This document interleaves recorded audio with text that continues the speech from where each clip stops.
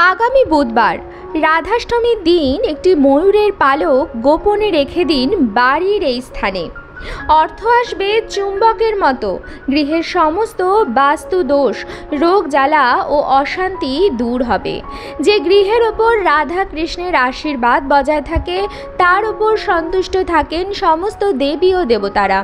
ताई बंधुरा राधा कृष्णेर आशीर्वादे आपनार परिवार भरे उठबे सुख शांति एवं समृद्धिते।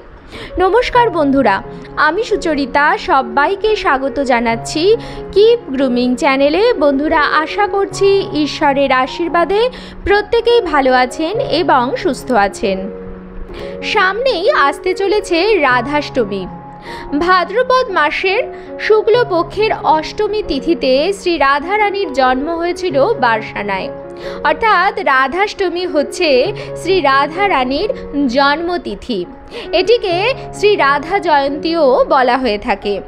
बंधुरा जारा जारा जन्माष्टमी पालन करेछेन तारा अवश्यई नियम विधि पूर्वक राधाष्टमीर व्रतও पालन करबेन, कारण जन्माष्टमीर व्रतेर सम्पूर्ण फल पाওয়ার জন্য अवश्यई राधाष्टमीर व्रत पालन करा उचित। कारण आमरा प्रत्येकेई जानी जे श्री राधा छाड़ा श्री कृष्णेर भक्ति असम्पूर्ण थेके जाय।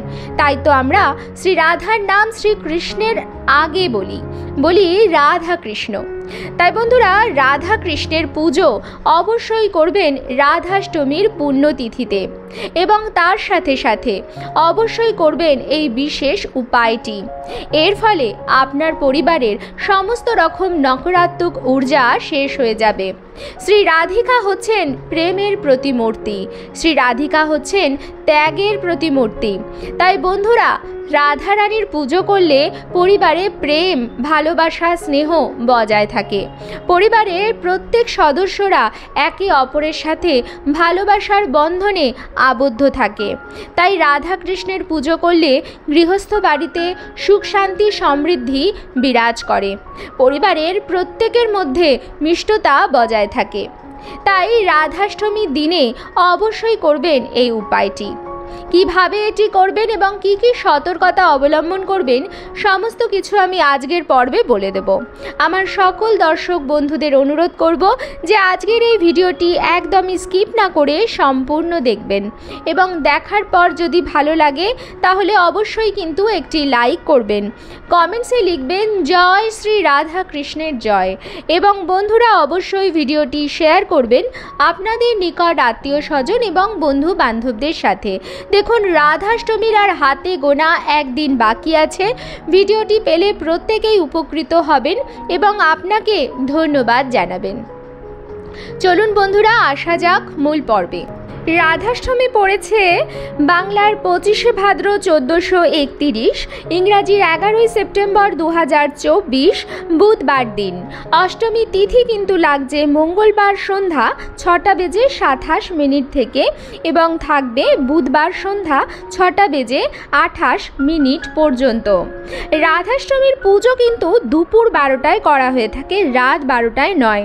মনে করা হয় দুপুর 12টাতেই রাধা রানীর জন্ম হয়েছিল। রাধাষ্টমী তিথি দিনে পুজোর শুভ সময়কাল হচ্ছে সকাল 11টা বেজে 3 মিনিট থেকে দুপুর 1টা বেজে 32 মিনিট পর্যন্ত। বন্ধুরা এই বিশেষ দিনে রাধা কৃষ্ণের অভিষেক করা হয় এবং তারপরে নতুন বস্ত্রে সুসজ্জিত করা হয়, নতুন অলঙ্কারে রাধা কৃষ্ণকে রাজবেশ দেয়া হয় এবং তারপর ফুলের সাজ দেয়া হয়। এই দিনে অবশ্যই প্রদীপ ধূপকাঠি ধরিয়ে নেবেন এবং নতুন আসনে রাধা কৃষ্ণকে বসিয়ে পুজো করবেন। বন্ধুরা এদিন অবশ্যই ব্রাহ্ম মুহূর্তে ঘুম থেকে ওঠার চেষ্টা করবেন। সারা দিনের যে কটি সময় আছে তার মধ্যে ব্রাহ্ম মুহূর্ত হচ্ছে সেই সময় যখন মানুষ ঈশ্বরের সাথে সবথেকে বেশি সংযোগ স্থাপন করতে পারে। তাই বন্ধুরা বিছানায় বসেই আপনারা মনে মনে শ্রী রাধা কৃষ্ণকে স্মরণ করে নেবেন। মনে মনে বলবেন রাধা রানীর নাম, তপ্ত কাঞ্চন্য গৌরাঙ্গী রাধে বৃন্দাবনেশ্বরী বৃষভানু সুতে দেবী তাং প্রণমামি হরিপ্রিয়ে।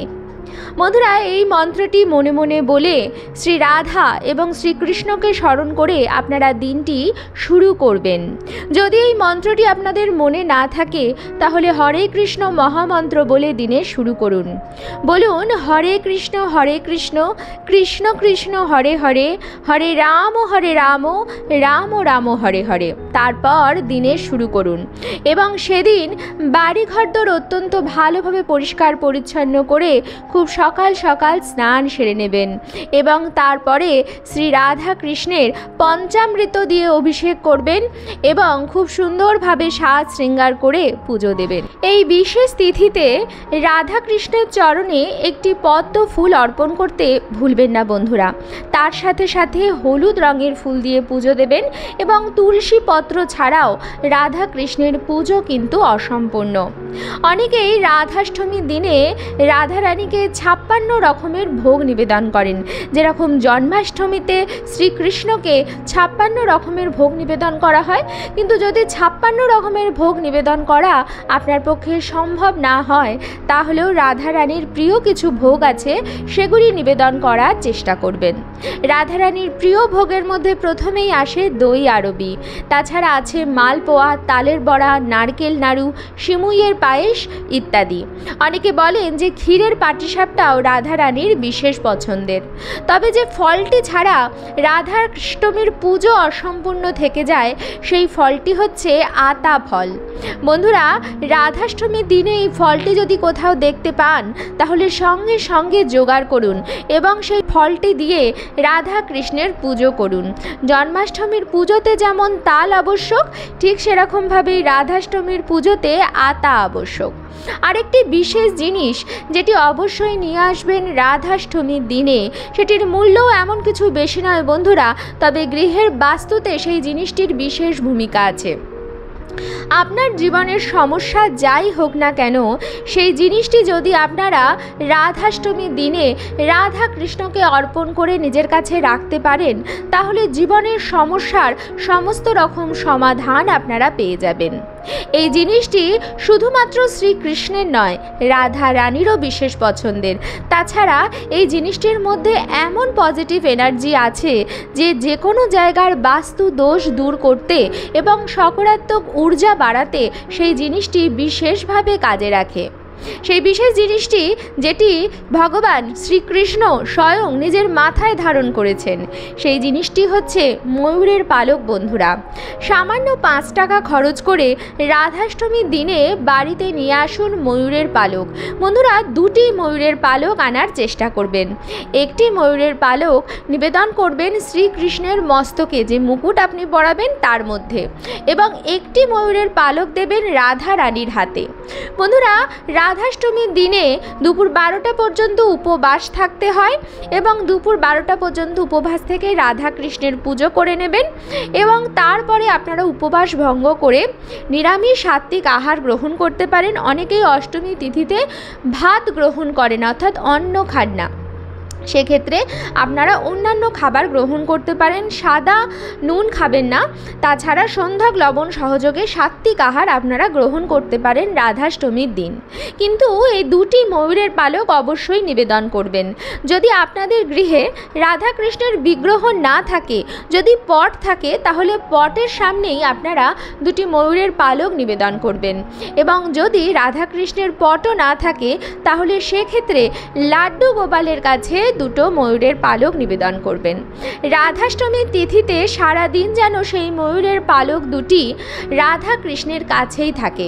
বন্ধুরা, এর মধ্যে রাধা কৃষ্ণের আশীর্বাদ থাকে এবং যে ব্যক্তির ওপর রাধা কৃষ্ণের আশীর্বাদ থাকে সেই ব্যক্তির ওপর সমস্ত দেবদেবীর সুদৃষ্টি বজায় থাকে এবং তার কেউ কোনো ক্ষতি করতে পারে না। বন্ধুরা, রাত্রিবেলায় যখন আপনারা শুতে যাবেন তার আগে আপনার হাত পা অত্যন্ত ভালোভাবে ধুয়ে নেবেন। জলে যদি সামান্য সন্ধ্যাক লবণ মিশিয়ে হাত পা ধোন তাহলে অত্যন্ত ভালো ফল পাবেন। কারণ সন্ধ্যাক লবণ কি করে, যে আপনার ওপর যার যার নজর লেগেছে সেটি কাটাতে খুব ভালোভাবে কাজ করে। রাত্রিবেলা শোয়ার আগে সন্ধ্যাক লবণ দিয়ে হাত পা ধুয়ে শুলে মাথায় কখনো কোনো খারাপ চিন্তা আসে না। দেখুন, মস্তিষ্ক শরীরের সবথেকে গুরুত্বপূর্ণ অংশ এবং এই মাথাটি আমরা বালিশের ওপর রেখে শুই। সারাদিনে আমরা নানা রকম কাজে ব্যস্ত থাকি, এদিক ওদিক ছুটোছুটি করি, কিন্তু রাত্রিবেলা নিশ্চিন্তে মাথার বালিশে মাথাটি রেখে আমরা টানা 6-7 ঘন্টা ঘুমিয়ে থাকি, কেউ কম কেউ বেশি। তবে সারা দিনের সময়সূচির মধ্যে বালিশের সাথে আমাদের মাথা প্রায় অনেকখানি সময়ই কাটায়।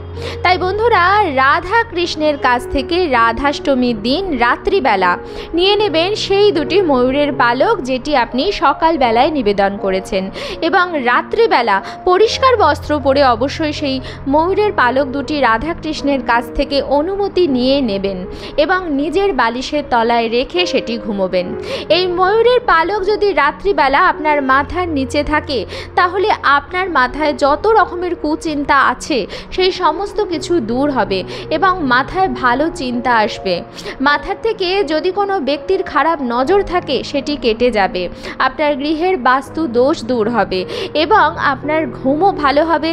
কোনো রকম খারাপ চিন্তা বা লোকের খারাপ কথা আপনার ওপর আর কোনো রকম দুষ্প্রভাব ফেলতে পারবে না। এর ফলে আপনি কাজে আরও বেশি ভালোভাবে মনোনিবেশ করতে পারবেন। যদি বন্ধুরা আপনি জীবনে নানাবিধ সমস্যায় জেরবার থাকেন, তাহলে এই কাজটি আপনি টানা 21 দিন করে যান। প্রতিদিন সকালবেলা সেই ময়ূরের পালকটি নিয়ে গঙ্গার জলে শুদ্ধ করে শ্রীকৃষ্ণের কাছে নিবেদন করে দেবেন এবং রাত্রিবেলা শুতে যাওয়ার সময় সেই ময়ূরের পালকটি বালিশের নিচে রেখে শুয়ে পড়বেন। এর ফলে আপনি অত্যন্ত ভালো ফল পাবেন। আপনি নিজে করে দেখুন, কিছু দিনের মধ্যেই আপনি শুভ প্রভাব পাবেন। যদি স্বামী স্ত্রীর মধ্যে সম্পর্ক খারাপ হচ্ছে, তাহলে এই উপায়ের ফলে স্বামী স্ত্রীর মধ্যে প্রেম মধুর সম্পর্ক হবে, আরও গাঢ় হবে। পরিবারের প্রত্যেক সদস্যর মধ্যে ভালোবাসার সম্পর্ক বাড়বে। রাধা কৃষ্ণের পুজো করলে গৃহে প্রত্যেক ব্যক্তির মধ্যে সুসম্পর্ক বজায় থাকে, সম্পর্কের টানাফোড়েন বন্ধ হয়, গৃহে অশান্তি কলহ বিবাদ দূর হয়। তাই বন্ধুরা, অবশ্যই উপায়টি করুন, এর ফলে অত্যন্ত ভালো ফল পাবেন। যদি আপনার কাছে একেবারেই টাকা পয়সা না থাকে, যে অর্থ উপার্জন করতে পারছেন না, তাহলে সেই দুটি ময়ূরের পালক নিয়ে আপনি আপনার বাড়ির লকারেও রাখতে পারেন। এর ফলে অর্থ প্রাপ্তির যোগ তৈরি হবে। অর্থ যেখান থেকেই হোক চুম্বকের মতো আপনার কাছে আকৃষ্ট হয়ে আসবে। তবে এই ময়ূরের পালকটি বন্ধুরা 1 বছর রাখতে হবে আপনার সিন্ধুকে, আপনার বাড়ির আলমারির লকারে আপনার সিন্ধুকে। যদি আপনি ব্যবসায়ী হন, আপনার ব্যবসার কোনো অন্য জায়গা থাকে, তাহলে সেখানে সিন্ধুকেও আপনি এই ময়ূরের পালকটি রাখতে পারেন। আজকের পর্বটি আমি এখানেই শেষ করছি। আশা করছি আজকের ভিডিওটি আপনাদের ভালো লাগলো এবং একটু হলেও উপকারে লাগলো। ভিডিওটি ভালো লাগলে অবশ্যই কিন্তু লাইক, কমেন্টস এবং শেয়ার করবেন বন্ধুরা। আর যদি চ্যানেলে নতুন হন, তাহলে অবশ্যই চ্যানেলটিকে সাবস্ক্রাইব করে আমার সাথে থাকবেন। দেখা হবে কিপ গ্রুমিংয়ে নতুন আরও একটি পর্ব নিয়ে। সবাই খুব ভালো থাকবেন, সুস্থ থাকবেন।